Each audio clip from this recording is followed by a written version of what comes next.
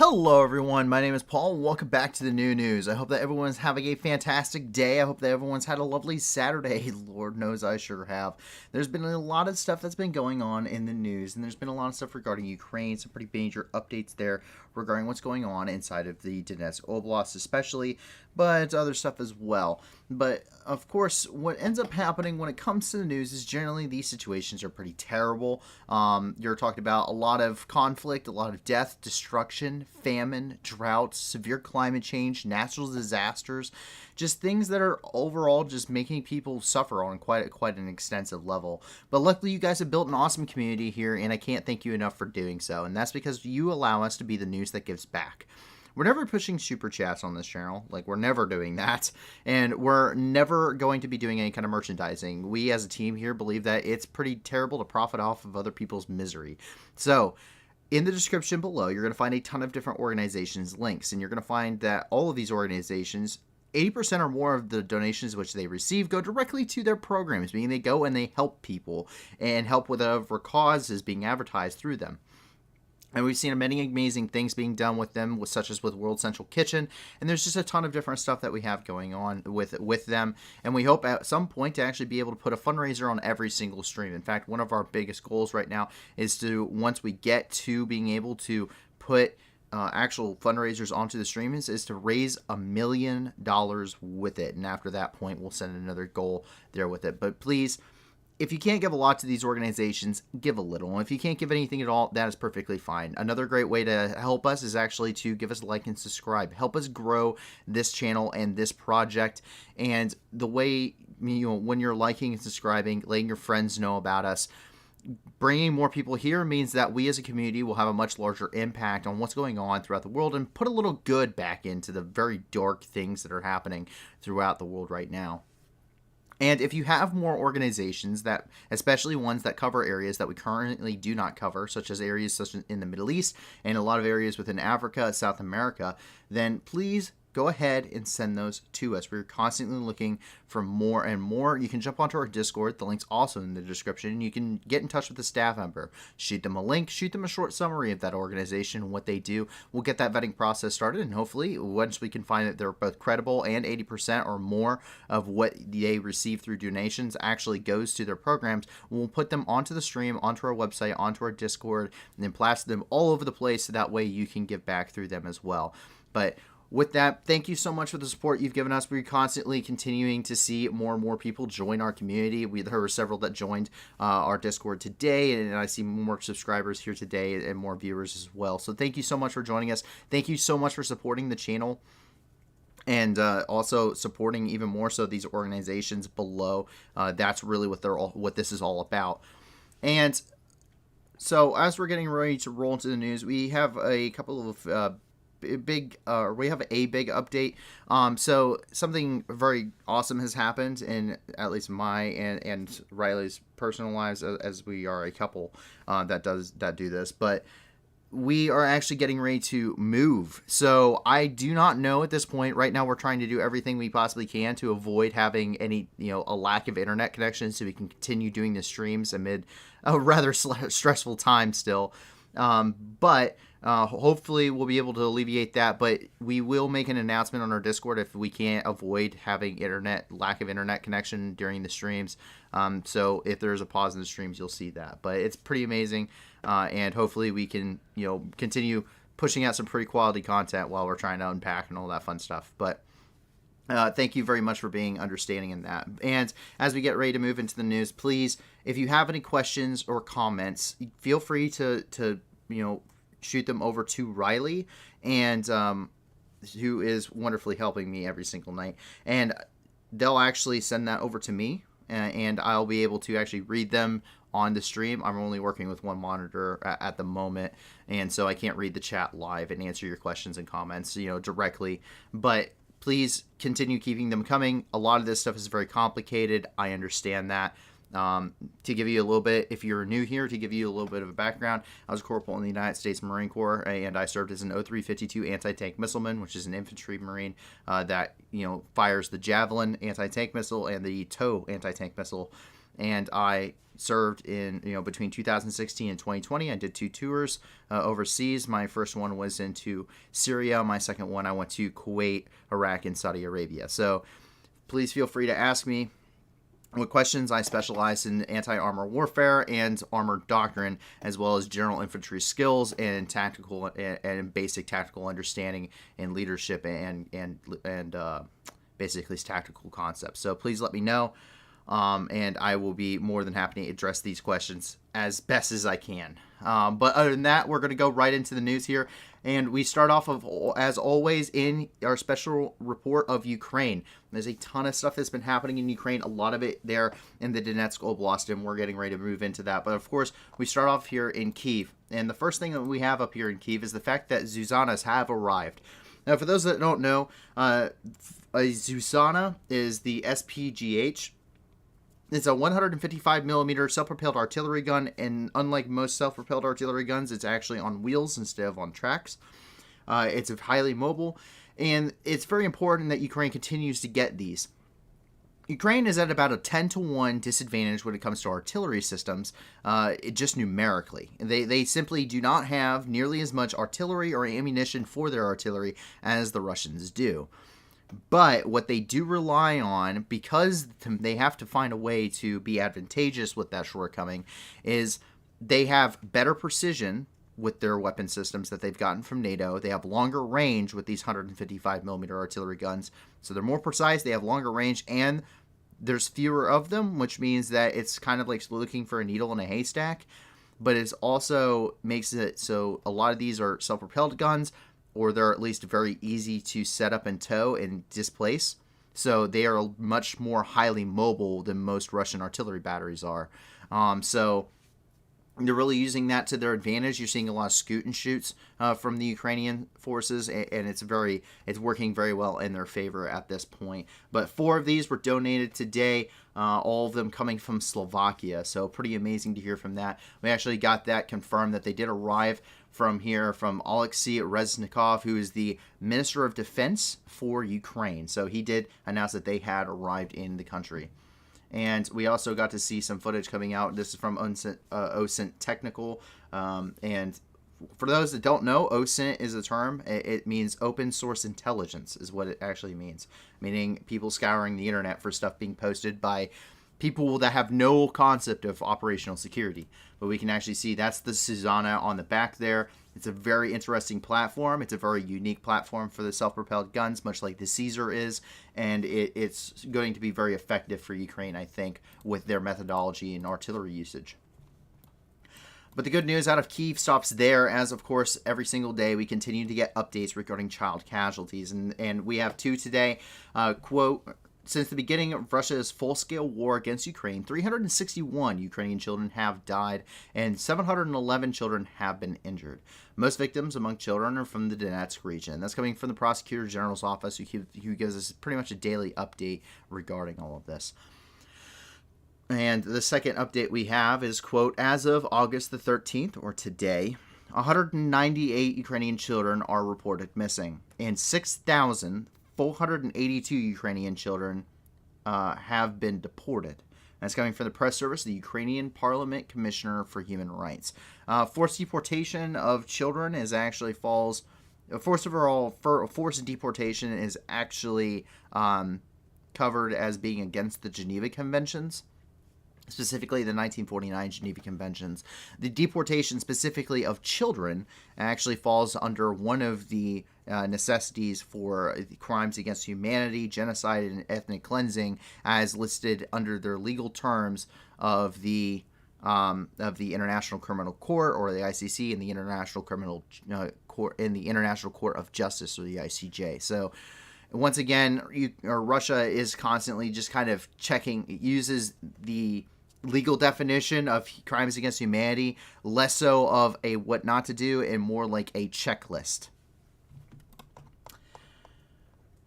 Kharkiv was relatively quiet today. That's nice to hear. Usually no news means good news, or at least nothing deviating from the baseline. And the baseline for Kharkiv is shelling every single day. 6 to 8 Iskander-M missiles fired from Belgorod Oblast, or S-300, S-400 which are originally surface-to-air missiles, which have been converted in order to hit ground targets as ad hoc ballistic missiles. So no major updates out of the Kharkiv Oblast right now, but that allows us to roll immediately into what's happening in Donetsk. And what we see is very, very telling.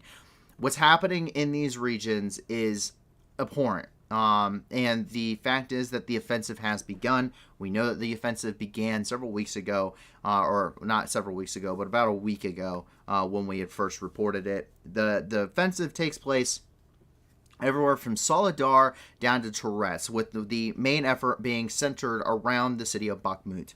The reason why is this area within the Donetsk Oblast. If you take Bakhmut and you take Toretsk, what you do is you start forming a gap here in the lines, and that puts pressure on Ukrainian forces trapped inside this pocket. If you begin an offensive here in the north, as we have indications that that will begin shortly with an uptick in precursor bombardment of Slavyansk and Kramatorsk, that allows for the Russians pushing down south, taking Slavyansk and Kramatorsk, and that now essentially you capture and can close in, encircle, and destroy the Ukrainian troops trapped within this pocket immediately following their campaign in Luhansk. We saw this tactic in the Luhansk Oblast prior to this, during the Battle of Severodonetsk and Lysychansk, where there were 9 different points in which Russian forces were actually engaging. There were 2 points really around Severodonetsk and Lysychansk. Those were the main efforts, with everything else being a supporting effort. What we see up here is a similar style. We have the main efforts down here in this region: Bakhmut, Soledar, Toretsk, Chasiv Yar. But up here in the north, there seems to be a supporting effort as offensive operations have been ongoing near Siversk.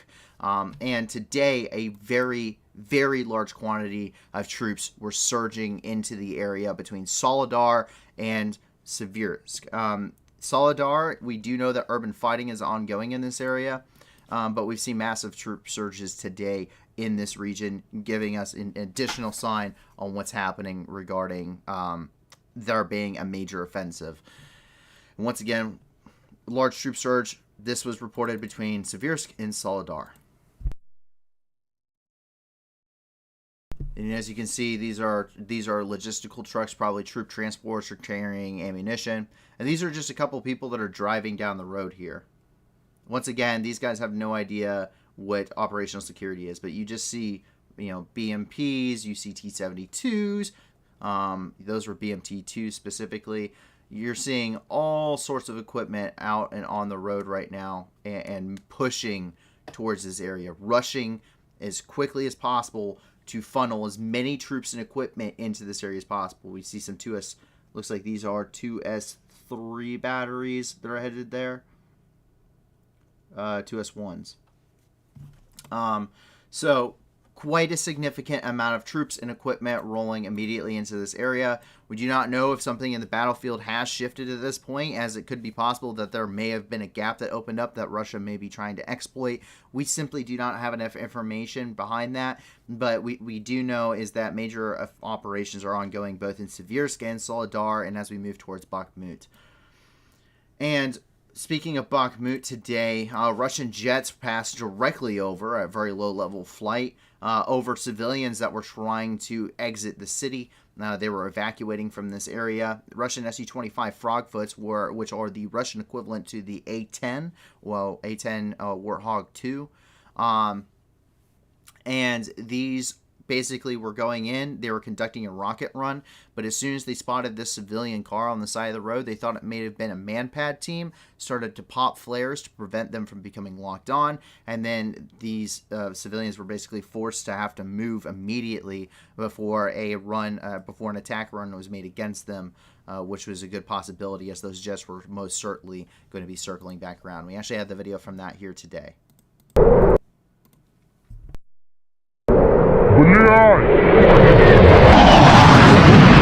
Ёбаный в рот!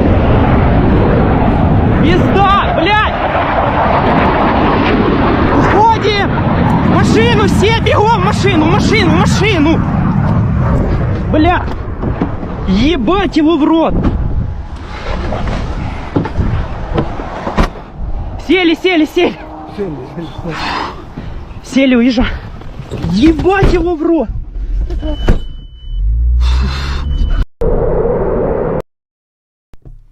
once again, more evacuations ongoing here in Bakhmut. But as you can see, air forces are conducting pretty wide-scale operations. Su-25s, their main role is close air support. They're not really meant for dogfighting, but they are very good at killing tanks and just attacking troop positions there on the ground. They're close air support aircraft. That's their main role, rather low and slow. And so that means only one thing, that is that these Su-25s are operating in this region in order to either shell locations within the city itself or to shell Ukrainian positions on the outside in support of ground forces there. That doesn't mean that something hasn't happened. That's good, though, and that's because we seem to have our first shoot down from the Stormer HVM. This is something that the United Kingdom had donated. It's an air defense platform that they had donated, or an AAP.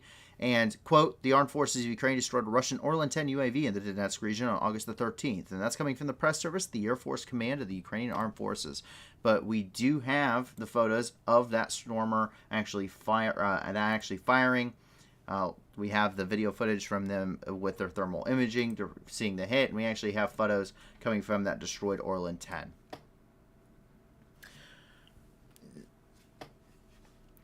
Zach Jeffers says they fly low against the ground to avoid being tracked by SAMs and whatnot. Ground clutter. That is correct. That's one of the reasons. It also gives you a limited time frame in which a man-pad launcher can actually lock onto you. If you limit the amount of time you're capable of being seen, that's a limited amount of time you're able to actually engage that target.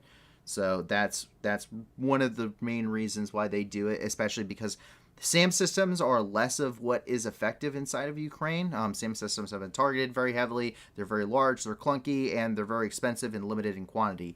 Man-pads, however, are very widely used, and that's what you see really. Those man-pad air defenses is what's maintained that no side has air supremacy, because every single person, just like the Mujahideen in Afghanistan versus the Soviet Union, it just takes one guy with a rocket on his shoulder to bring down a multi-million-dollar Russian jet. We've seen it time and time again, and that is one of the main reasons why they're flying this low.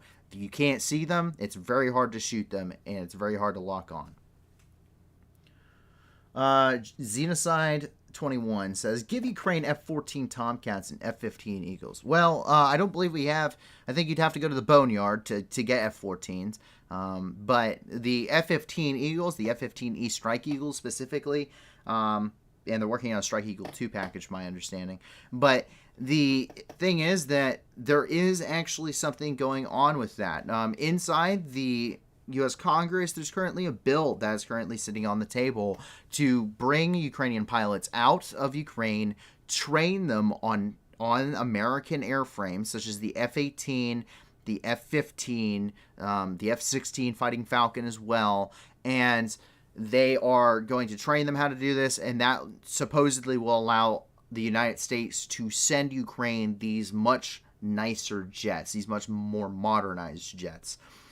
The thing is, you can't just give pilots these aircraft. Everything is about muscle memory. You have to build muscle memory. As an infantryman, it's muscle memory as to how you're going to send the bolt home. It's muscle memory to get those speed reloads. It's muscle memory on pulling pins on the grenades and all the things you got to do. That is all muscle memory for you. Your placement and all of that. Same thing with a pilot, except he's flying at, close to the speed of sound, if not above the speed of sound, going supersonic. And you don't want, in a dogfight, where a split second is all it takes, just like anything else, you don't want a Ukrainian pilot reaching for something that is in the MiG-29, but is not in the F-15. Because that will mean that is a split second wasted, and that's all it takes for them to, lock on to their target and fire a missile, especially having hypersonic missiles at this point. Zach Jeffers says the Portland Air National Guard is supposed to get the new F-15EX fighters sometime soon. The Marine Corps said that they were supposed to get the F-35 sometime soon. They just now got their first squadron together there in Miramar. So whenever we get the F-35 actually finally fielded after years and years and years and years and way over budget when it comes to research and development programs, damn DoD contracts, then I will believe you. I will believe you. I have no doubt that the F-15EX, which is the Strike Eagle 2, is supposed to be coming out very shortly. I know it's been in development for a lot in time. Might be a lot easier because it's more of an upgrade. But essentially, those airframes, the amount of work that I have heard and I have researched into on that, their airframes are pretty much almost in a completely new capacity. And so I don't know how easy of an upgrade that's actually going to be. But other than that, we're going to go ahead and get back to the news here. And we, of course, get the daily Donetsk update, and that's because, quote, Russian aggressors fired missiles at the Donetsk region on August the 12th. 5 people were killed and 35 citizens were injured. That, of course, is coming from Pavlo Krylenko, who's the head of the Donetsk Regional Military Administration, and they are in charge of this entire area of operations, or AO, and he gives us a daily update pretty much every single day with what's happening inside of his region, about 24 hours after the fact. Most official statements will be delayed by at least 24 hours, anywhere from 12 to 72, really. It depends on the severity of the situation, the importance of getting that information out at a ready time. Let's see. It won't take long now before our Russian Federation planes start falling out of the sky due to them not having maintenance parts. If they're using instructors to fly into war, I bet they're getting short on parts too. And that's coming from Charlton Brook. Ryan Macbeth, who is another YouTuber, he does a lot of shorts, but he was in the Army, I think, for like 20 years, and he also did my job, but in the Army. He is very good at researching. He did an entire piece, if you want to go check him out. That is nothing but why it takes 17 hours of maintenance for every 1 hour of flight time for the F-16. But the thing is that when you're flying a jet, they require a lot of maintenance. Those kind of forces on something aren't really natural, and especially when it comes to machinery, and it's very difficult to try and maintain. Now, the thing is, though, that the Russian Federation built the MiG-29, they built the Su-25. These are their platforms that they've been operating since the Soviet Union.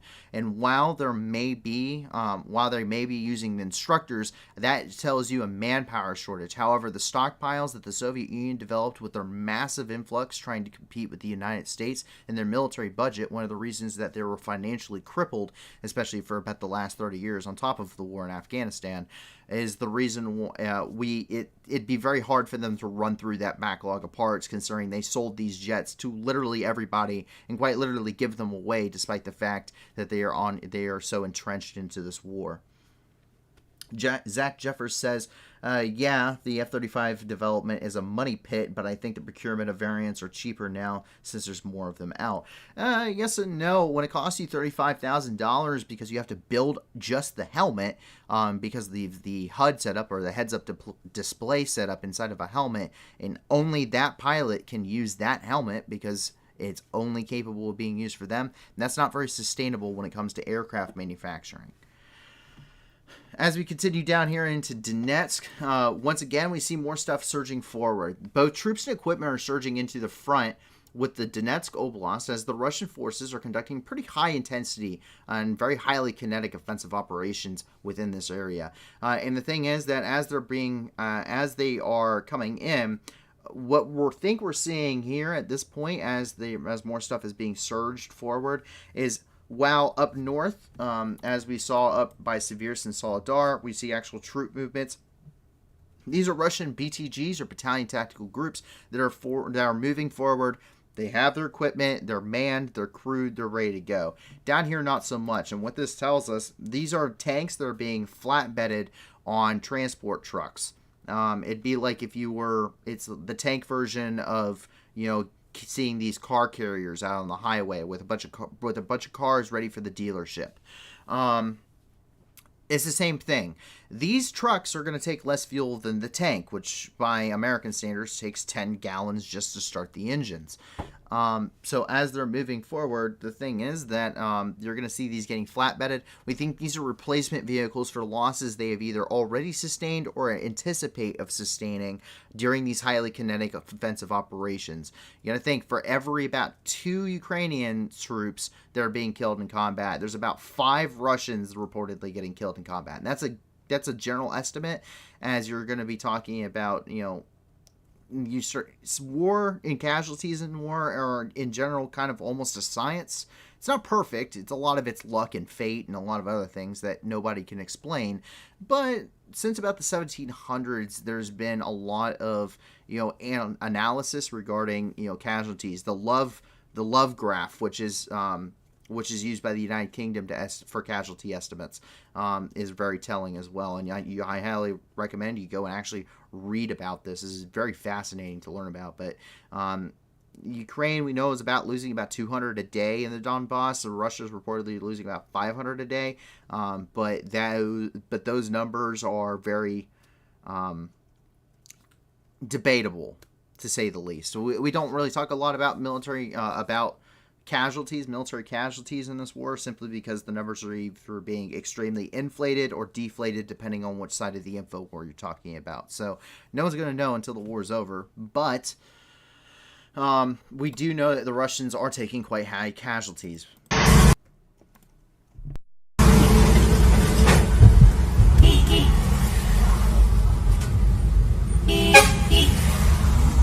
Woohoo!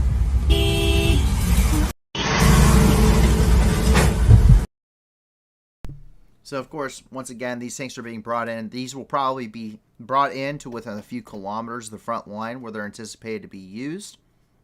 At that point, they're gonna be offloaded. They're gonna receive their crews once they get to these units that need them, and then the crews will actually drive them the last few kilometers and into combat where they'll be used on the front. But it's a lot more efficient, believe it or not, to do it this way than it is to do it the way that they were doing at the beginning of the war, which is just driving them kilometers and kilometers and kilometers, because these things burn a ton of fuel.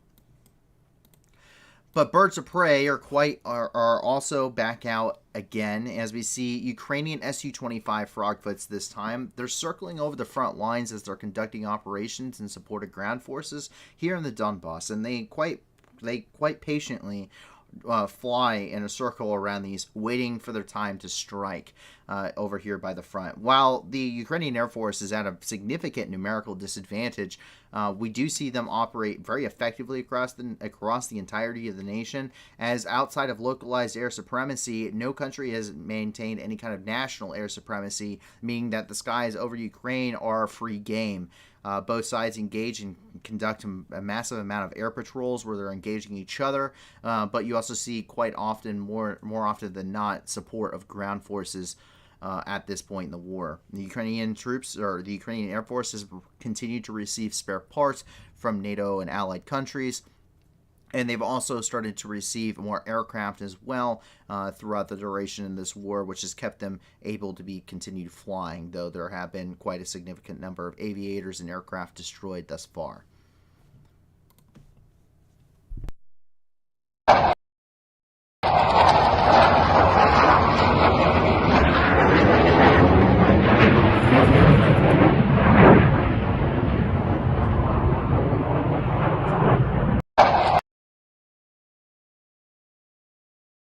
So this really tells you that this is not made for dogfighting. Let's see if I can get that. There's that shot.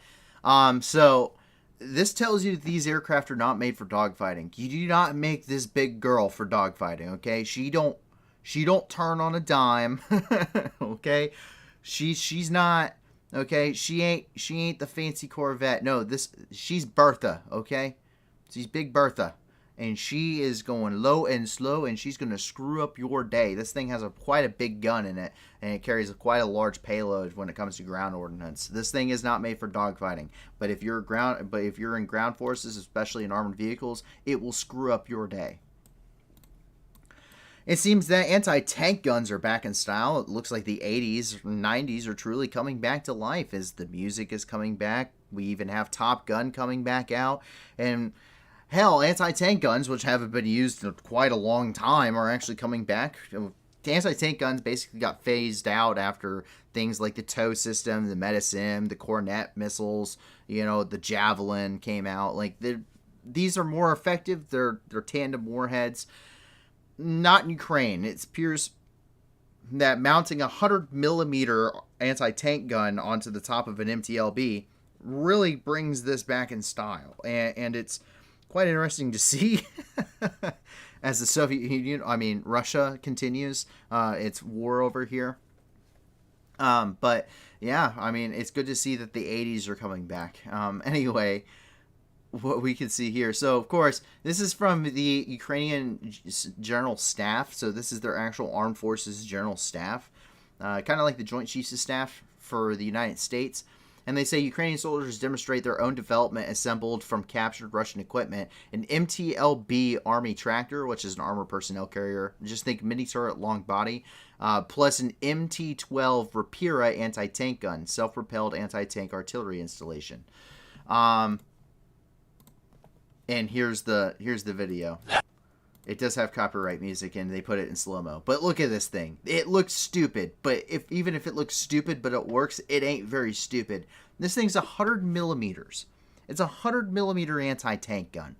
This is going to screw up your day if you're inside of a tank. If you're inside of an APC, it's really going to screw your day up even more. Because it's going to slice through it like butter. Most armored personnel carriers, self-propelled guns, and anti-aircraft platforms and reconnaissance vehicles only have about 10 to 25 millimeters worth of armor. You get it, any rocket will penetrate. It's just meant for small arms and for fragmentation. This thing, nope, you're screwed. This thing will do just as good as an anti-tank, or just as good as an anti-tank missile on any of those vehicles. Tanks, it might have a little bit more difficult time with an upper glacis though. But just look at this thing. Look at the sheer power as this guy pulls the cord.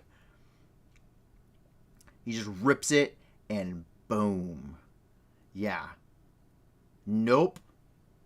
Not a fan of being on the receiving end of whatever unfortunate, miserable individual gets the receiving end of that thing. Not interested whatsoever.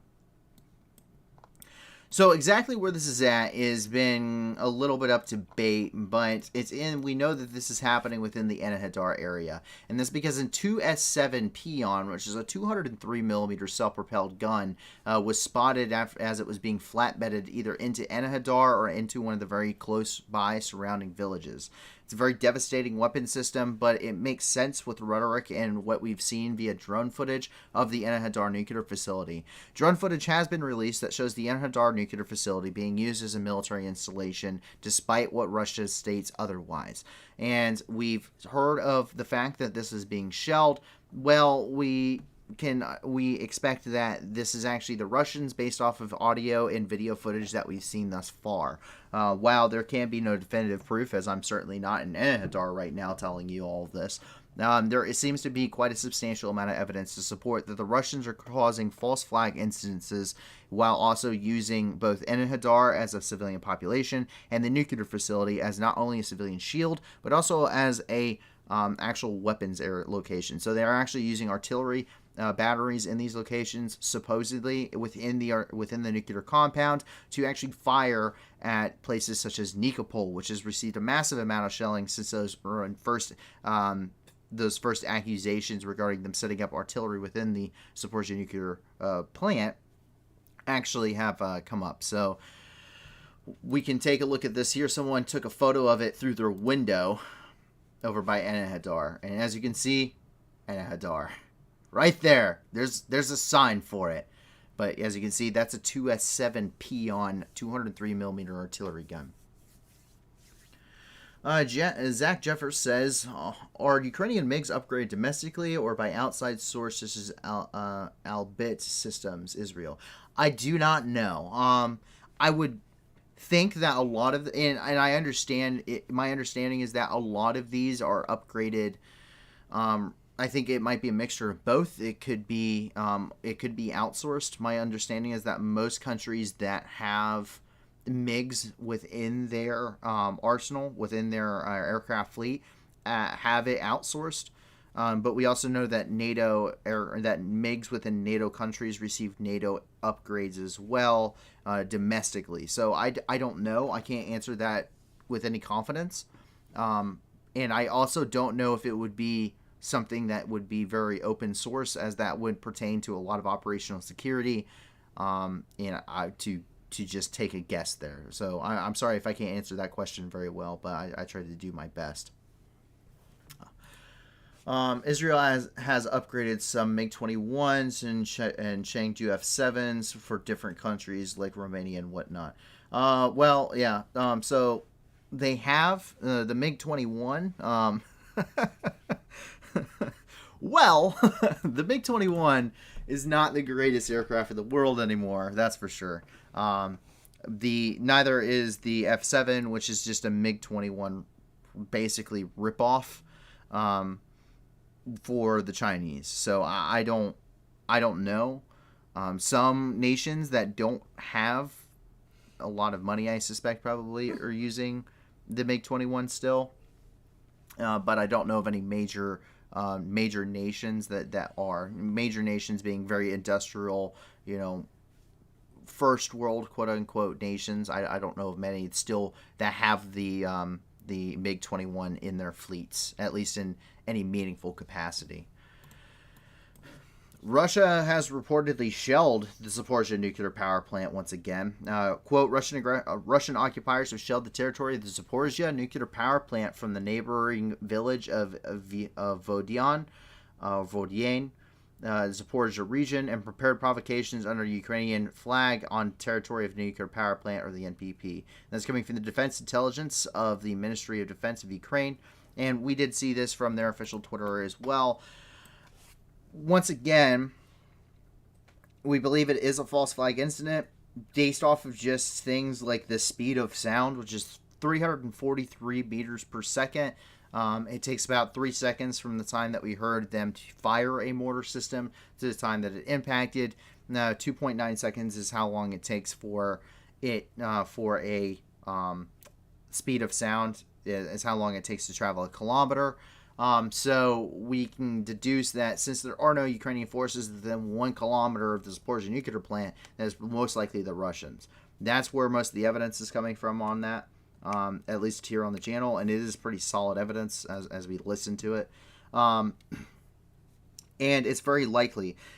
Using the Zaporizhzhia nuclear power plant is an immensely good idea for the Russians, not good if you're the rest of the world. The Russians know that Ukraine probably won't attack the nuclear power plant in any meaningful way because of the significant amount of collateral damage that would be caused. Most of Ukraine, pretty much the entirety of the country, if there was a meltdown at the nuclear reactor in Zaporizhzhia, the entirety of Ukraine would basically turn into a radioactive wasteland.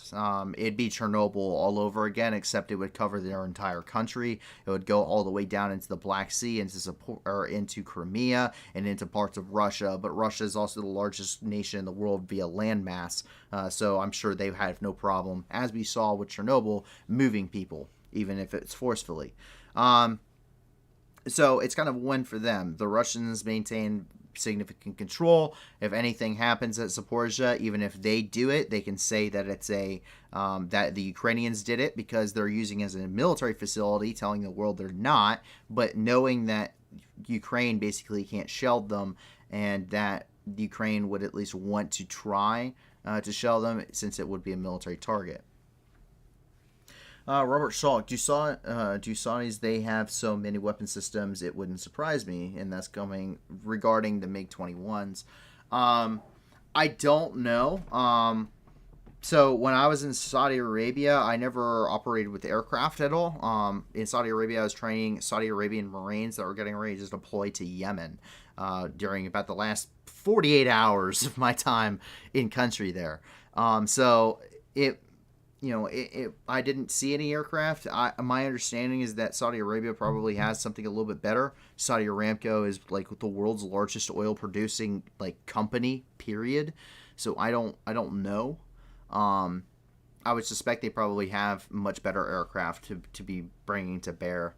And I think we kind of see that, especially with their coalition and their forces in down in Yemen.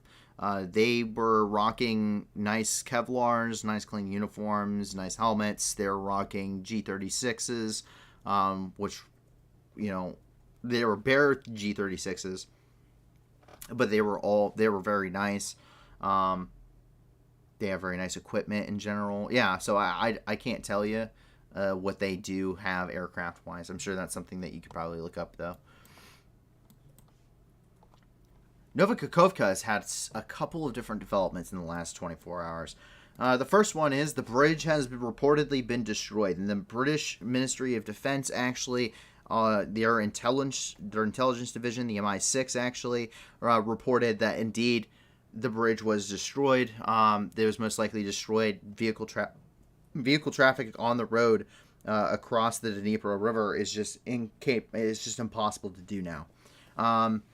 Quote, the Air Forces of Ukraine destroyed a strategically important automobile bridge for the Russian occupiers over the Novokakhovka Dam in the Kherson region on August the 12th, and that's coming from the Operational Command South.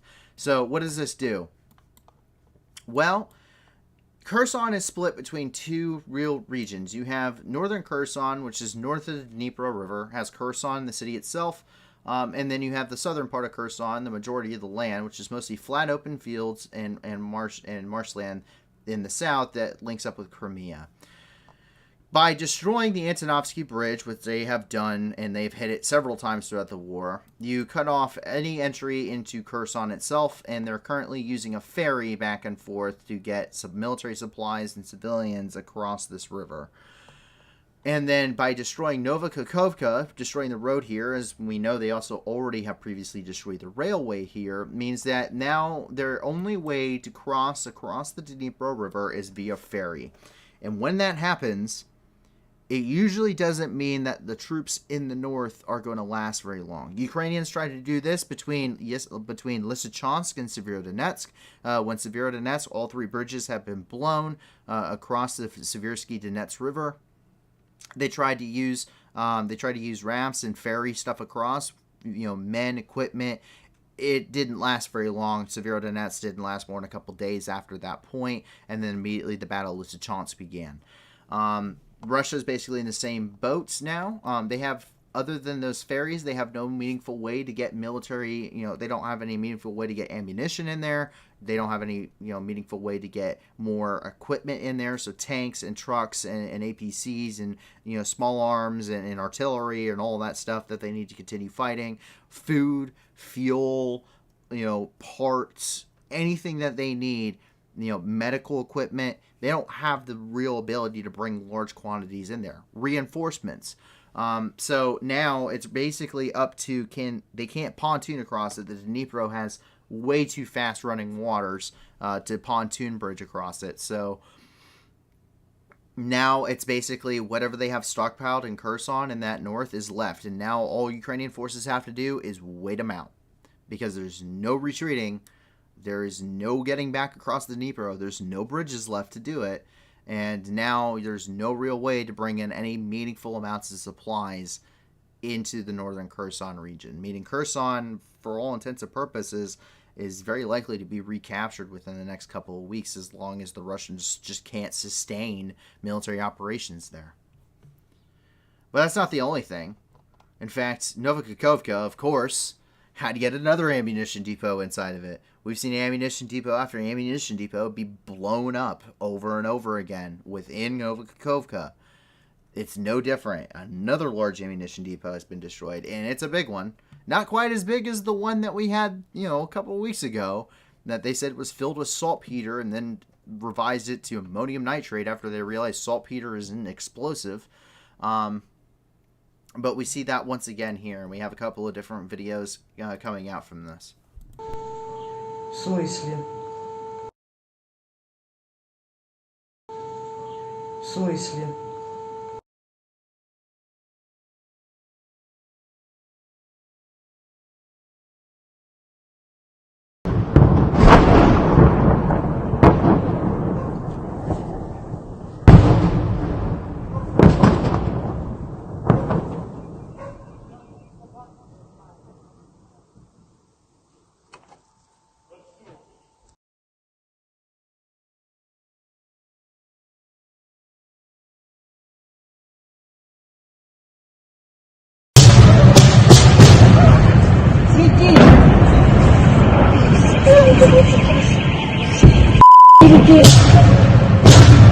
Макс! Сиди! Сиди!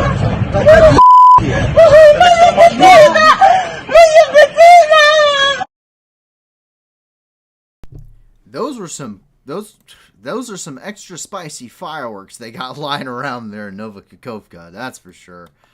But yeah, I don't know how long it will take before the Russians realize to stop putting ammunition in Novakhovka, but I don't think they're going to learn their mistakes, and I'm not going to tell them otherwise.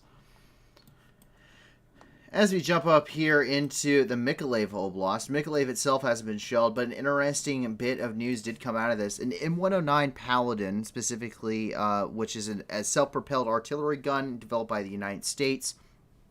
It's 155 millimeter. It's a fantastic, it's a fantastic self-propelled gun. I've seen them in action. They're really cool.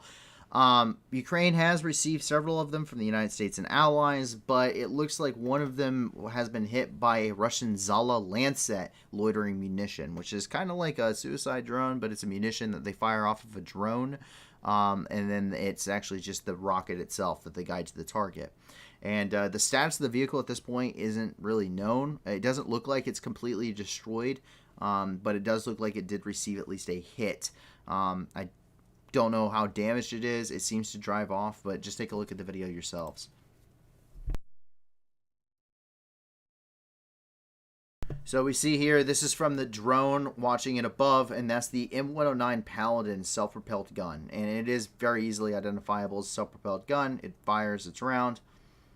Okay, we can now acknowledge we have positive ID. That is a M109 Paladin operating here. This Paladin begins to shift. It fired, and now it's going to displace itself. So it's kind of now or never to hit this thing.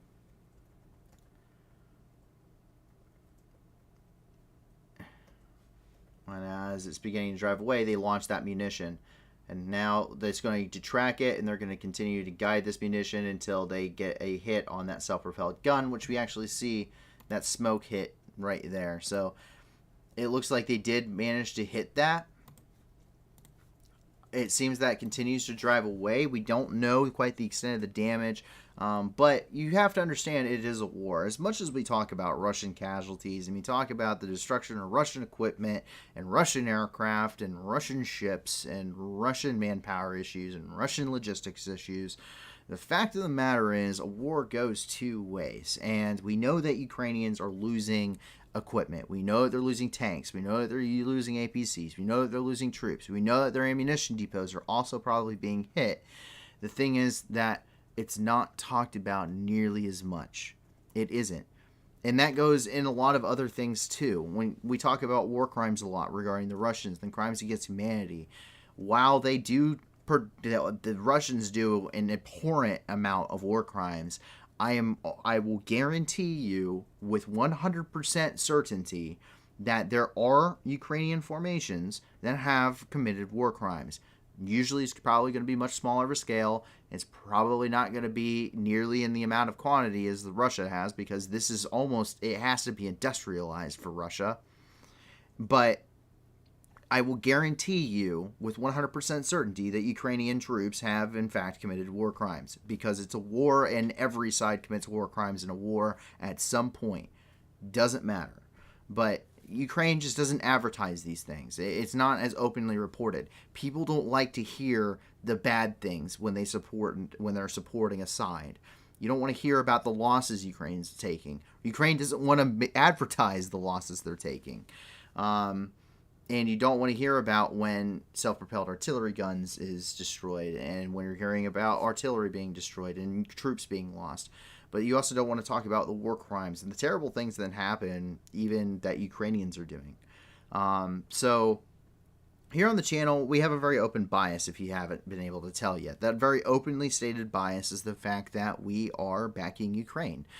There's no moral high ground that you could possibly have if you back Russia. I am so sorry, but based off of my knowledge and the things that I have studied, I have brought up the rules of war. I have brought up the Geneva Conventions, the protocols for them, I have brought up the definitions directly from the UN and the International Criminal Court regarding crimes against humanity, genocide, ethnic cleansing. I have brought up, customary rules of international law. And the thing is that you can't back Russia. There's nothing to support Russia on. There's not even a pile of twigs as unsteady as they may be, to stand on in any capacity. But even backing Ukraine, you have to acknowledge that not everything is wonderful and awesome, that it's a war, and both sides are complacent when they are killing each other. Terrible things happen in war. So that doesn't mean we don't support Russia or Ukraine any less, and don't support Russia at all. It just means that we understand the realities here, and the reality is not everything is fantastic. But I tell you what is fantastic, as we jump down here into Crimea, Igor Girkin himself has been arrested in Crimea. For those that don't know, Igor Girkin was much more prominent back in 2014. Igor Girkin he led separatist forces in the Donbass. He was very key and instrumental into the annexation of Crimea. He led the siege of Slavyansk by separatist forces. He was the Minister of Defense for the separatist forces in the DPR.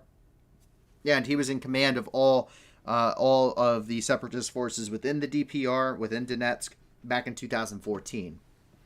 He didn't hold it very long, but he held it long enough to be instrumental. He's a Russian elite, and he has a podcast, like a stream like I do, but he, very famous for the mustache, he sits there and he talks about how poorly the Russians are doing, and that how he would do it, and how he could make it better, and this, that, and the other. Well, it looks like he finally got fed up with it and decided to actually go. But he's been arrested by the Russian Federation. He shaved his mustache. That is him, 100%. He was busted in Crimea, went to go fight in Ukraine and lead once again, and it didn't work for him. So he's labeled as a terrorist by Ukraine, and then he's also been sanctioned since 2014 by pretty much every major allied nation. Neoplane Ticket says, war crimes against civilians is in favor of Russia by a huge margin, though. Oh, yeah. Russian war crimes are...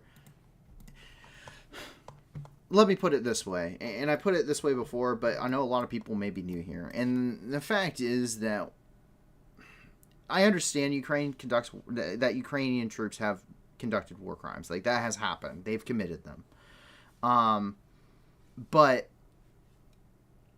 the thing is that there's a point in which a conflict is a tragedy.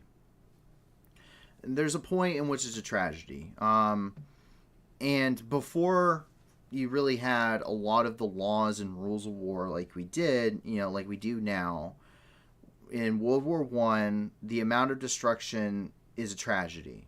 It's an absolute tragedy. That wars were fought so deadly before people realized just how deadly modern war is.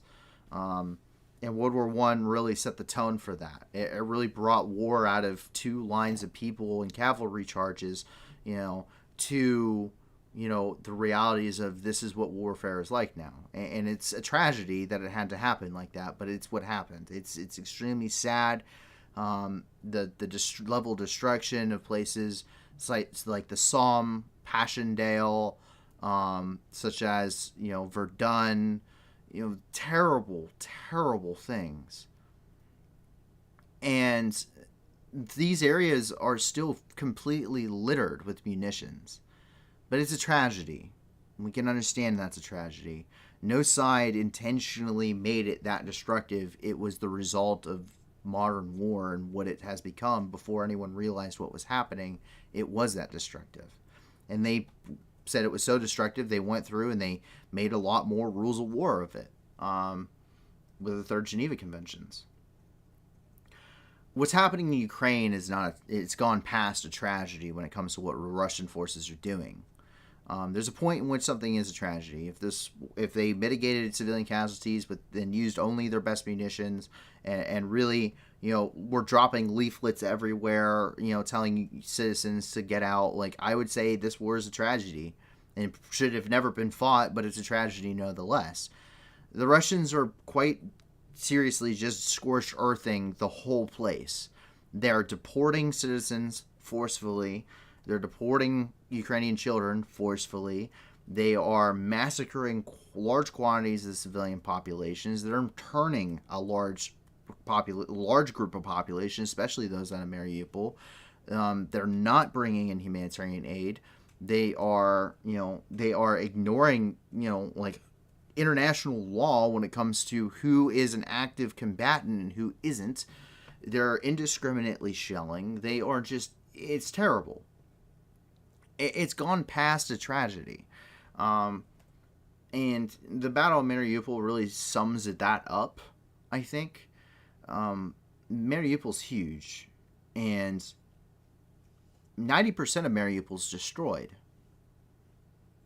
They use incendiary munitions and aired it on TV. They use grad systems to shell the city, indiscriminately shelling the city. RZ used it as and RIA used it as a promotional campaign for the military. We see photos of like the one guy who was in his tank, and he just had like a Disney blanket laying over it with a bunch of stuff he'd taken out of a house. That's pillaging, and it's a war crime. And we made a meme out of it. It's not even a tragedy anymore. It's just a crime against humanity. While Ukrainian formations have committed war crimes, and I'm certainly willing to acknowledge that with 100% guarantee, what Russia is doing, I would say, at the very least, sums up into crimes against humanity, which is a much larger degree. It's also, I would say, gone past ethnic cleansing, as we do know that they are preventing the Ukrainian population from leaving occupied areas and preventing humanitarian aid, even by the United Nations, into them. And that brings that into now genocide. And I believe that what's happening in Ukraine is a genocide done quite poorly. That's my humble opinion, and I am not an international lawyer by any means, but just by what I see, and you gotta think, as a viewer, you see 10 to 25% of what we see every day, and it's indescribable. I've seen towns completely leveled with the exception of the mosque. I've seen airstrikes that have literally taken out entire large compounds of buildings. I have seen the terrors of war that I never thought I would see in my life. I've seen, injured women, men, children, the elderly. I've seen all sorts of things. And this war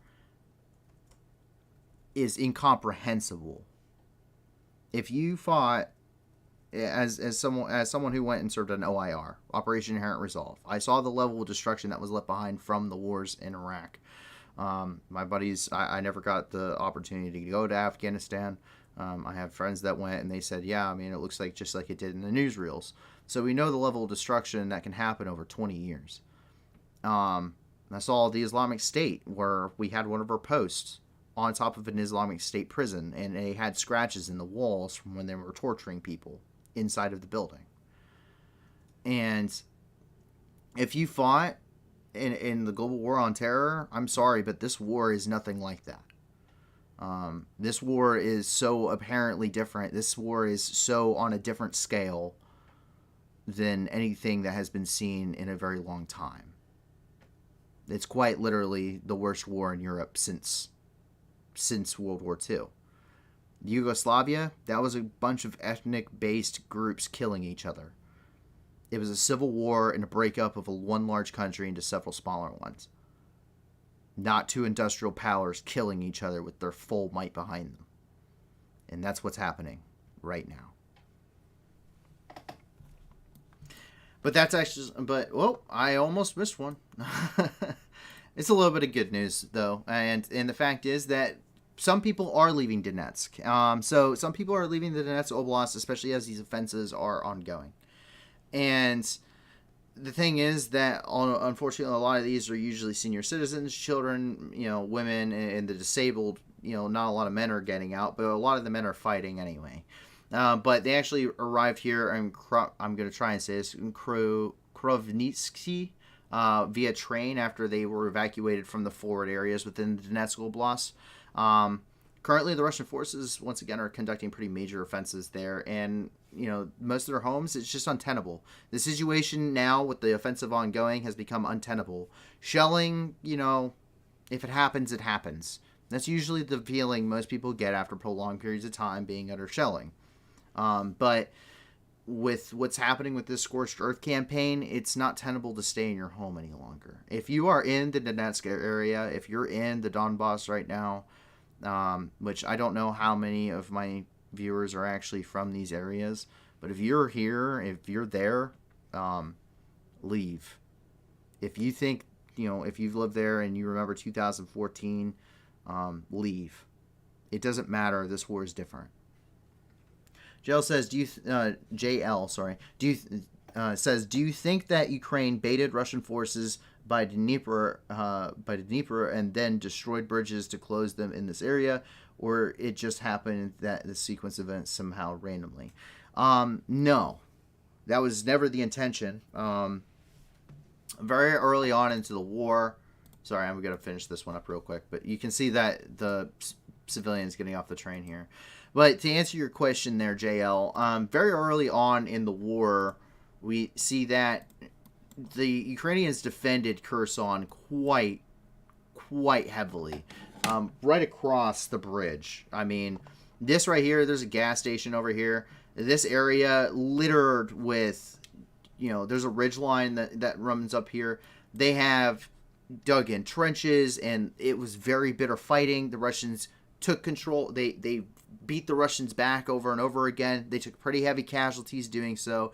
The Russians pushed across the bridge. They got pushed back across the other side of the Dnipro. Then the Russians pushed themselves back across the bridge, and then finally the Ukrainian forces had to give up Kherson. There was pretty heavy fighting in and around Kherson, but it fell relatively quickly, and Ukrainian forces were then put into a rout. Russia flooded troops into this area and created quite a significant pocket, which they then lengthened out into an elongated front.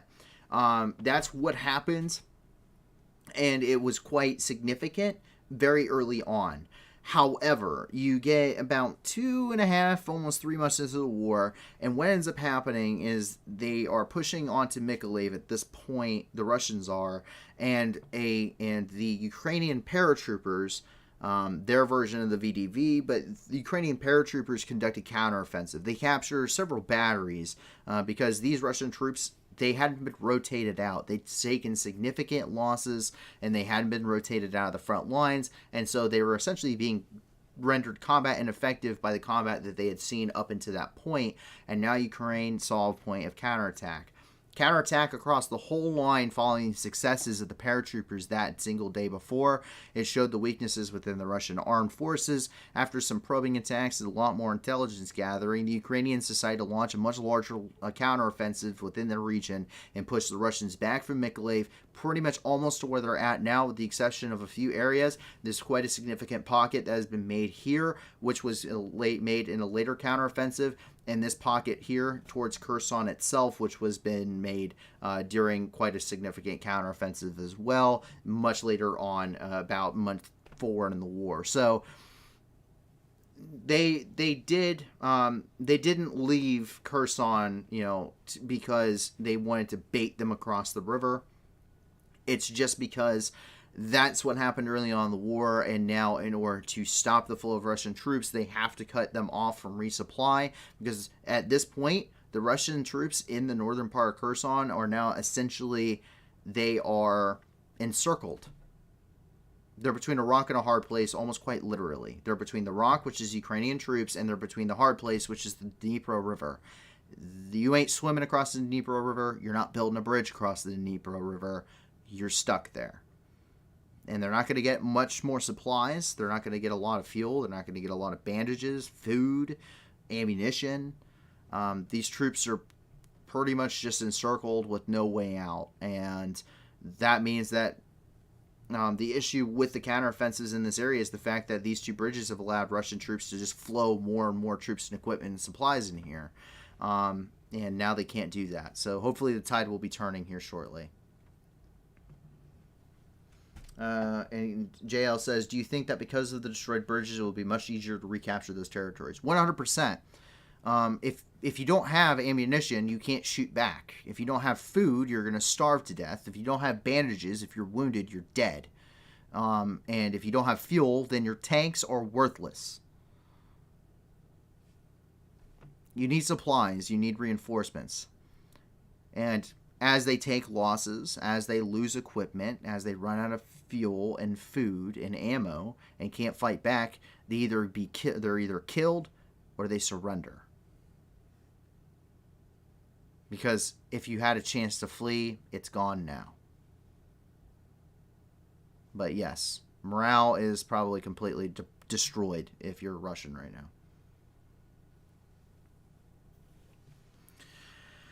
But that is actually it inside of Ukraine. Quite a significant amount of stuff ongoing inside of Ukraine. Quite a few interesting developments. The fact that Nova Kakhovka is now completely cut off from, and the Dnipro has completely been, basically opened back up again. That means that Russian troops can't resupply Kherson. The major counteroffensive and the troop surges there in the Donetsk are quite troublesome, but likely people are being evacuated as we speak. And there's been several different quite interesting developments across the country overall. But we have a lot more interesting developments that are ongoing outside of Ukraine too. And we're going to go ahead and roll right into those with our, of course, special one up here in Belarus. Belarus, about 2 days ago, there were reports of explosions just outside of the small city of Zybrovka, which is just south of Gomel. Now, keep in mind, Gomel was a very large center of Russian troops and equipment and commands inside of this area, inside of Belarus during the early parts of the war.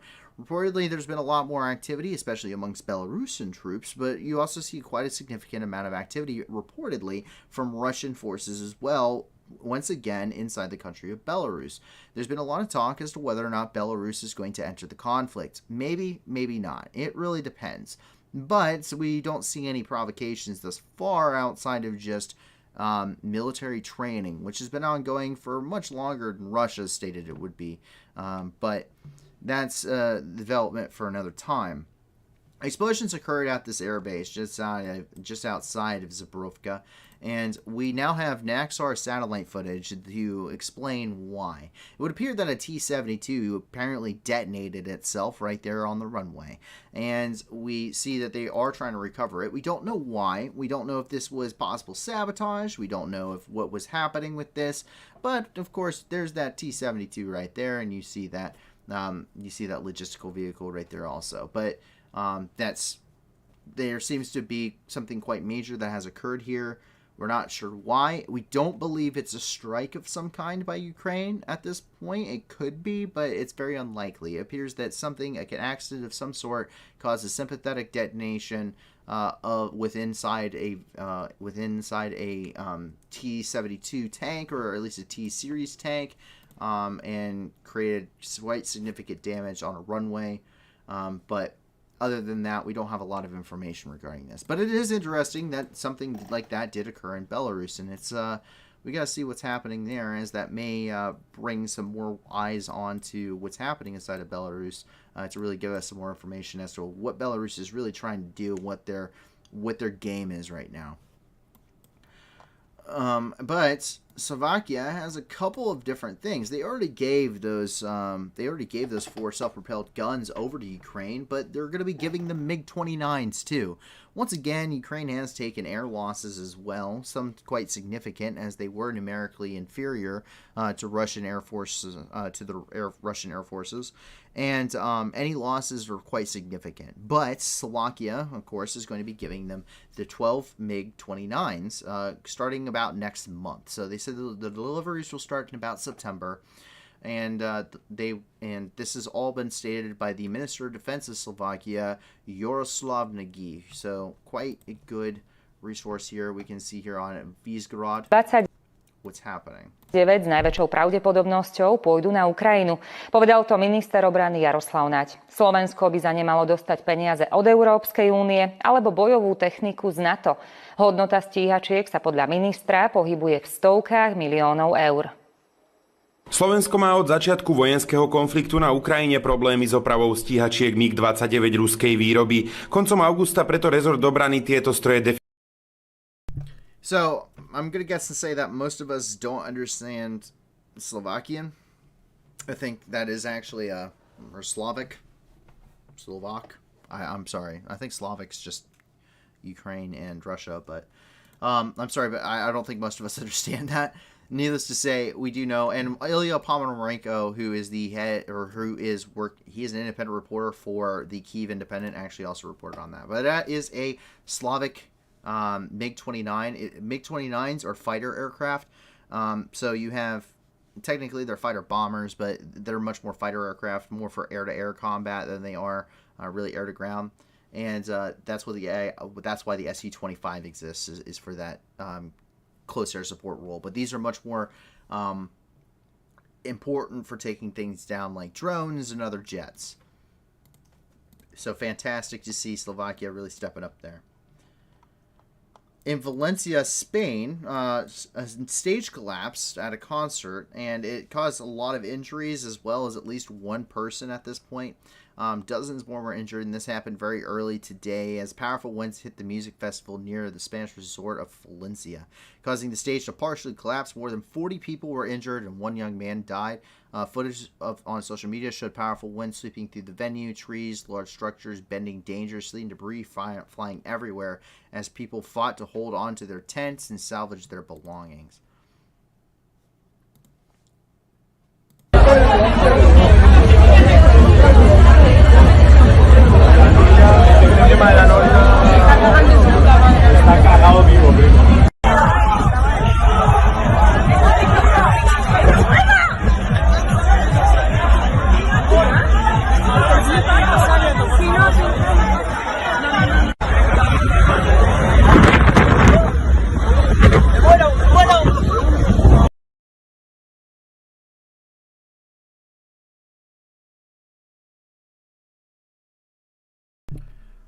And so, unfortunately, quite a large group of individuals were injured in that. We do hope a swift recovery to those over 40 people that were injured, and condolences to the family of that young man who unfortunately perished.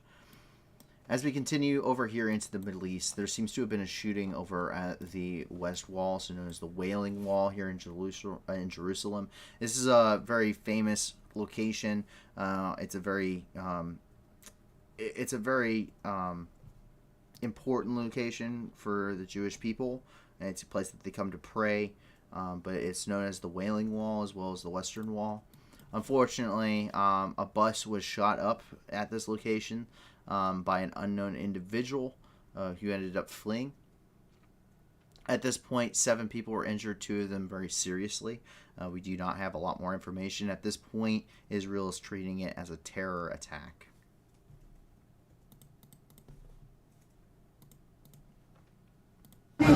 בויס הזה להיות באוטובוס אחד, 2, באוטובוס הזה קו 3.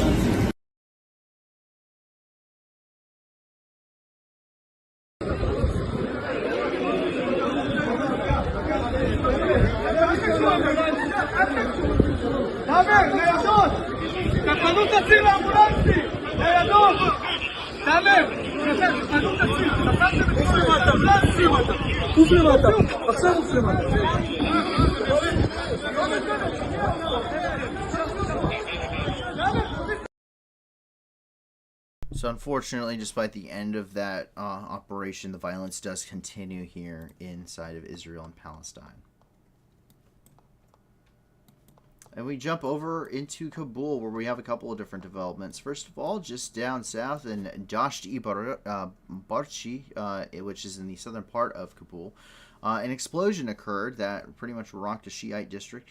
At this point, there is no data regarding casualties at this point. We just don't know what has happened outside of an explosion there in the city. So we'll go ahead and take a look at some of that.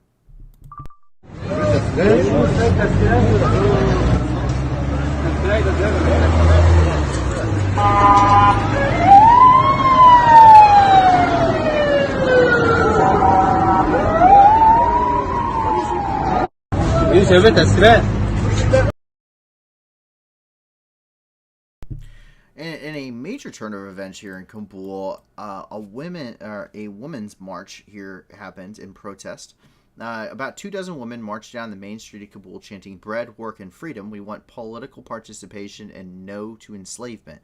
Protesters unfurled a large banner announcing the anniversary of the Taliban's resumption of power as a day of solidarity with Afghan women. They also demanded the international community step up to help them. As the women marched, the Taliban security forces began grabbing the phones and cameras of Afghan journalists and male international correspondents. They then opened fire in the air above protesters, quickly dispersing them. At this point, there are no reports of casualties.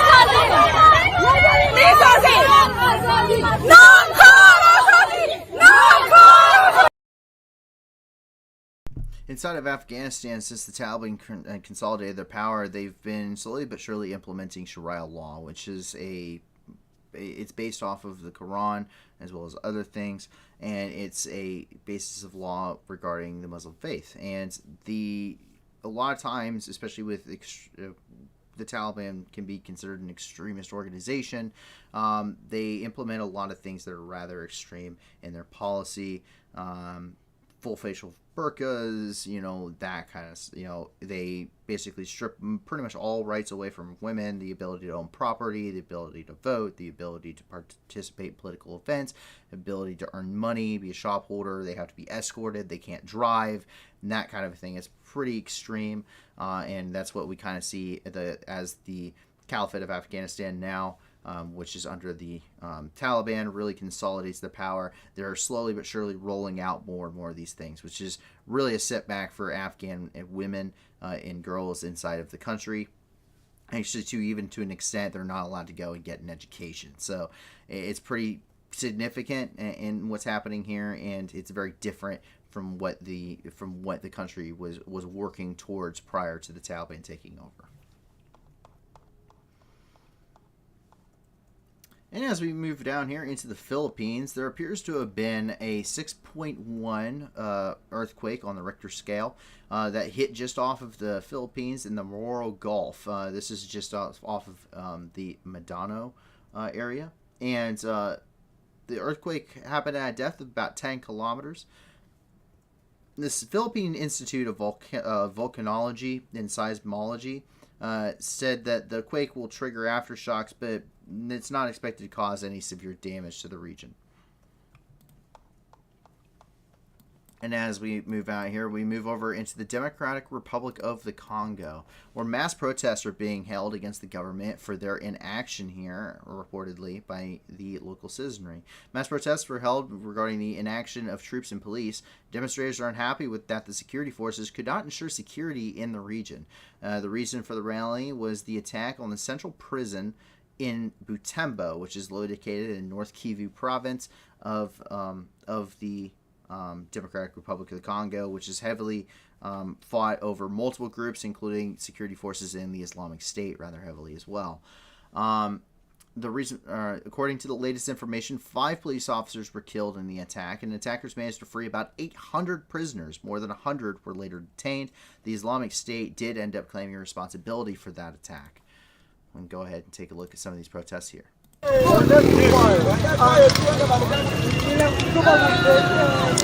banda de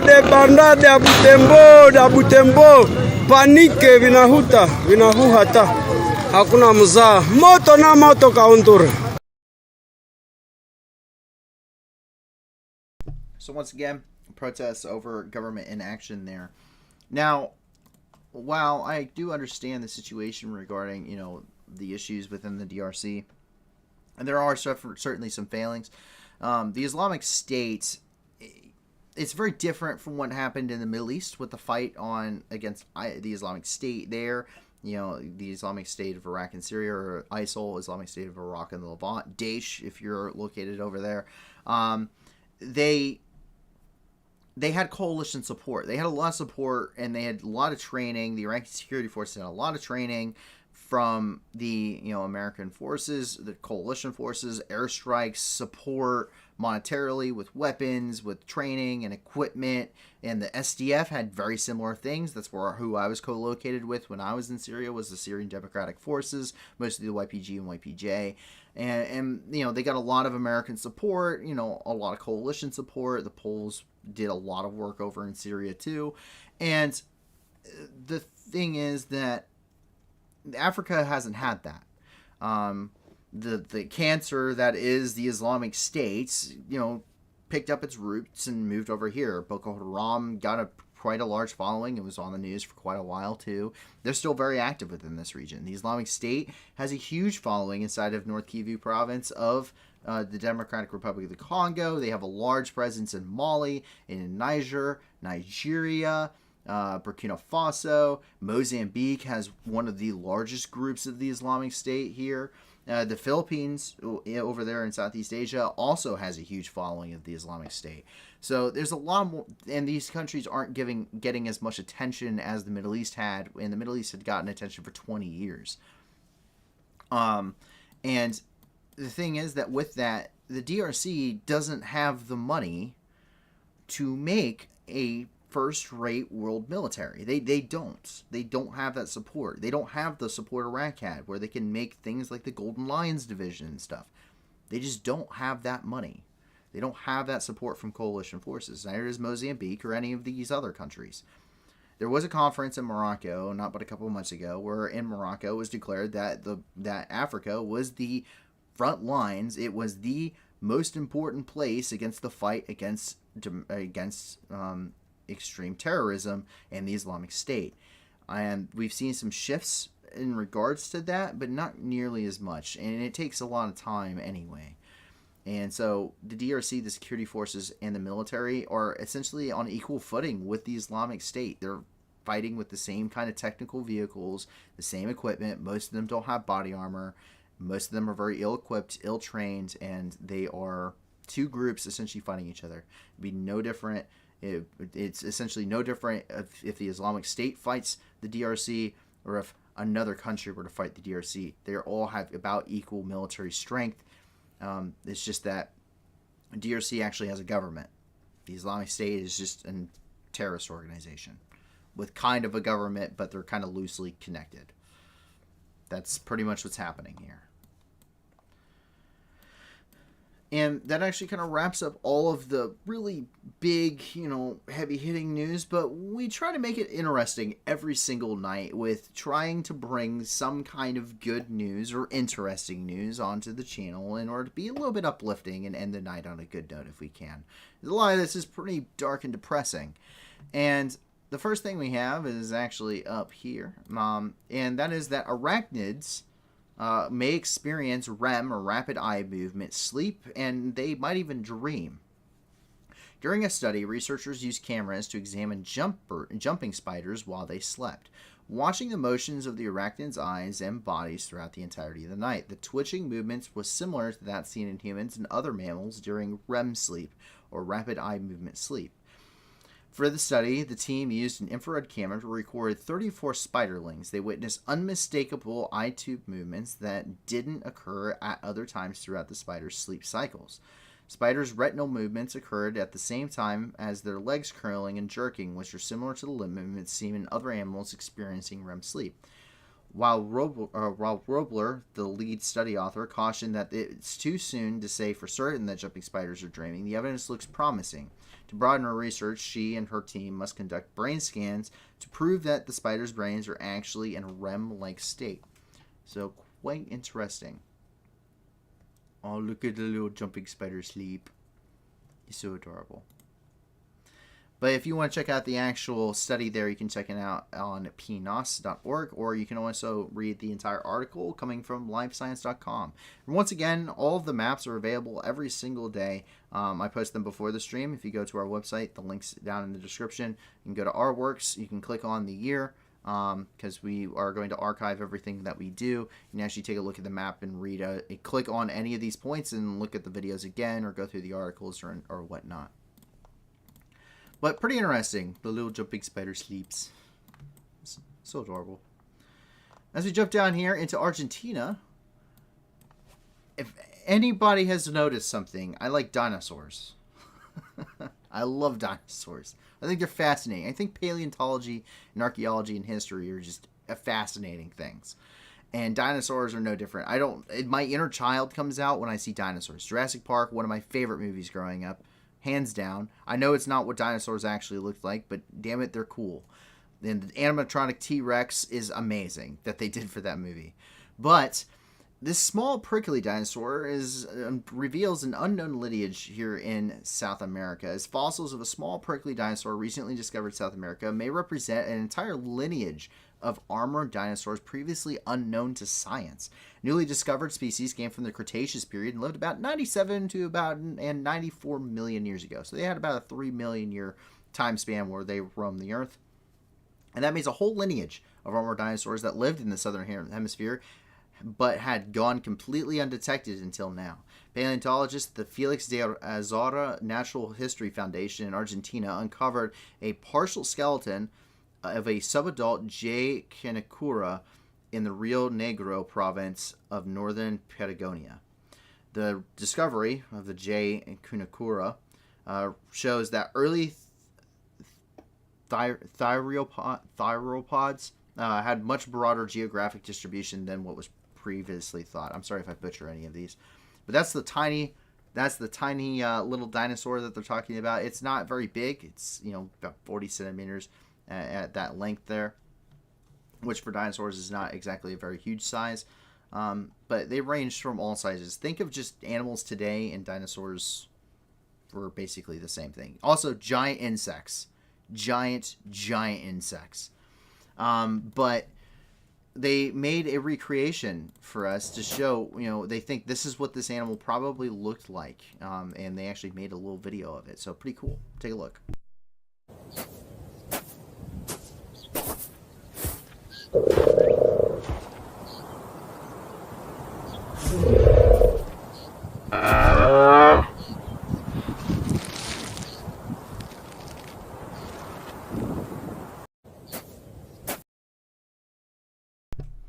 Look, okay, come on. You cannot look at this thing and see its tiny little stubby arms and not laugh. It's like a tiny armored T-Rex. That's what this thing is. It's a tiny armored T-Rex that stands about grass height. But it's kind of cool though to actually see them recreate this thing. Now, of course, it could be very different from what it is in reality, and we know that for sure. I mean, at the time Jurassic Park came out, most of us thought that most of the common knowledge was that dinosaurs were much more like reptiles, and in truth, dinosaurs are a lot more like birds. Since then, preserved feathers and coloration have been discovered that have allowed us to really understand. In fact, the closest relative to the living right now to the Tyrannosaurus Rex is actually the mighty chicken. Your average chicken is the descendant of the Tyrannosaurus Rex. Oh, how the mighty have fallen. Zach Jeffers says the siege of Malawi in the Philippines back in 2017 is a good example at their battle against the Islamic State. Yeah, and we've seen here, getting back a little bit into the pretty heavy-hitting news there, we see that in our very own streams where Islamic State members are just openly being part of the Islamic State in public a lot of times in the Philippines. And we see attacks all the time, especially immediately after the new leader of the Islamic State, announced that he was becoming the leader, and everyone, said that they would follow him. The Islamic State was very open about it in the Philippines. But yeah. But getting back to dinosaurs, because I love dinosaurs here, isn't it just a little adorable thing? Hopefully we learn more about this. Hopefully they find more complete fossils of this animal. But if you want to check out more there, you can check it out on nature.com for the article. Or if you want to have more information, of course, Live Science has one as always. So you can always check them out as well. And that's actually it for all of the news around the world. There's been a lot of stuff that's happened. A lot of really cool things. Dinosaurs are a thing. I mean, come on. Dinosaurs? Yeah. Paleontology is awesome. And also, spiders may sleep. So that's, I don't know if that's terrifying or not, considering spiders are even a thing. I know they're important for the environment, but I do not enjoy them in my house. Or in my truck, as what appears to be happening lately. But a lot of stuff happening throughout the world, and most of it, in general, not very good. Which is why we have to look for uplifting and interesting things at the end of the night to try and lift our spirits up just a little bit. So, please go and check out the description below. Because you allow us, as the audience, to be the news that gives back. And it's very important because news organizations and all these profits that get turned by people, reading the news on YouTube. I understand that things are a profession, right? I understand that I could probably at some point, if this becomes popular enough, make a lot of money. I don't want to, because I and the rest of the team find that profiting off of people's misery, which is essentially what, getting the news and getting a lot of money to do it is, we just don't think it's right. So everything that we do is for charity. We're never doing super chats on this channel for that reason. We're never pushing merchandising for that reason. Everything we do is for charity. And if you check out the description below, you're going to see a bunch of charity links. We have so many, we couldn't put a description with them anymore. Wonderful problem to have. I want to be able to fill all 5,000 characters that YouTube allows me to have as a description with charity links. Please help me do this. And if you can't give a lot to these organizations, give a little. 80% or more of all their donations that they receive actually go to their programs and actually going to help people instead of paying for salaries and administration's costs. If you have more, jump on our Discord. The link in the description below leads directly to our Discord. You guys can go and check out. You can join the community. There's an awesome community on there. And if you have more organizations that we could take a look at, get in touch with a staff member, send it to us with the link and a short description of what they do. We'll start getting the vetting process started to hopefully get those added. And if you can't give a lot, like I said, give a little. If you can't give anything at all, help us grow the channel by liking and subscribing and letting your friends know about us. Because the more people that come here, the more of an impact we will have on things going on throughout the world. At some point, we want to be able to put streams directly onto the we want to put fundraisers directly onto the streams, and that requires quite a lot of people to enjoy this and to join us here on this community. And we want to be able to raise over $1 million with those fundraisers at some point. They'll be on every single stream without failure. So please help us with that endeavor. Thank you for the support that everyone has given us so far. It's a passion project for us, and it's been amazing to be able to do this and to get so much support and so much good reception from this. Thank you so much for the support, and even more, thank you for the support you've given to those organizations, because that's what this is really all about, is helping people and getting a different type of news, a different source of the news every single day than most of the stuff that you see on the television. So thank you very much. I hope to see you guys once again tomorrow night at 10 p.m. Eastern Time, 9 p.m. Central. Please have a wonderful and safe Sunday. I hope you get plenty of rest, and I hope that you guys will be back once again to join us tomorrow. So in the meantime, enjoy your Sunday, enjoy your rest. And my name is Paul from the New News, and have a fantastic rest of your night. Going home, Russian soldiers, going home. Бо ми всіх вас тут змішаємо з багном. І стоять до волновах, і чудо кличе, діти нахуй. Тут працює ЗСУ і ТМО. Нам не треба ні конфлікту, ні війни. Та ми готові всіх вас звать до сатани. Тисячі вже полягло, і все більше шлейфуємо. То для них нема нічого, крім труни. Going home, Russian soldiers, going home. Бо ми всіх вас тут змішаємо з багном. І стріля до волновах, і чудно кличе, діти нахуй. Тут працює ЗСУ і ТМО. Вызволять пришел, братишка, ну привет. На моей земле тебе один ответ. Нашим людям плечом, даже танки и бачок. Вам не взять нас и за 100 тысяч лет. Going home, Russian soldiers, going home. Бо ми всіх вас тут змішаємо з багном. І стріля до волновах, і чудно кличе, діти нахуй. Тут працює ЗСУ і ТМО. Mr. Putin, on behalf of all our guys, no one's scared of your Nuclear device. You can take your top 11, shove it up your wrinkle bum. Oh, we'll come and help you fit it in your skull. Gone home, Russian soldiers, gone home. Бо ми всіх вас тут змішаємо з багном. І стоять в головах, і чудно кличе, дітей нахуй. Тут працює ЗСУ і ТРО. Gone home, Russian soldiers, gone home. Бо ми всіх вас тут змішаємо з багном. І стріля до волновах, і чутно кличе, дітей нахуй. Тут працює ЗСУ.